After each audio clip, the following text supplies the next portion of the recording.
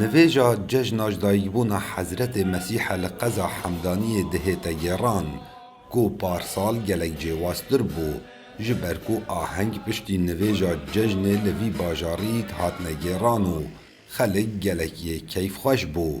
هر وسط دکان و بازار دورداری حمدانیه خلقه که زور پیداویستی جشنت کرین لی ای سال بگشتی خلقی بایکوتا آهنگان کریو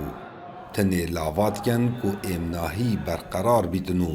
گیان وان قربانین آگر بربونا حمدانیه به بهشتا برین شاد بید.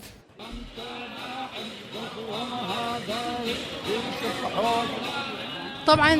اوی آگر بربونه کار تکرنه کامازن لمن کریه کو پشتی اوی کار ساته من قازان جا کامازن کر کو از پتر خزان خواب هات من گریدان روزانه از سپاسیا کسو کارن خواد کن کو از قرطال کرم جه اوی هولا آگر لکفتی جبر کو بردوام شهیان لأوی هولی هبون حفلات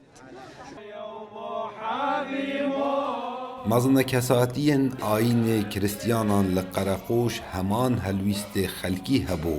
لو ما بالريكار ورسم آيني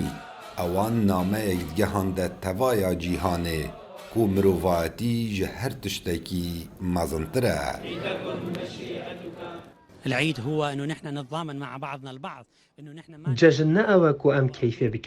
كيفه بكين وبروين مدل جرام بن ججن او ام همي هفرابين وججن بيجه المروفاتينا وججن بيجه حاجي كرنيا وججن دا بيتفيا ام هفدو بگرين هر وصا ججن نامك مروفاتيه ونامك آسمانيه ام اوه من گرتنه دا نامك جهين جيهانه ام وك مروف بگشتي يك گلين كإنسانية كلنا شعب واحد. لقزا حمداني و 26 ايلولا اي سال آگر کفته هولکا شهیانان و تیدا زیدتری 130 کسان جان خواج دست دا کو او کس خواستین شهیانا کرکی و کچکی بون لأوی دوره لو ما وکو وفایک بود جان وان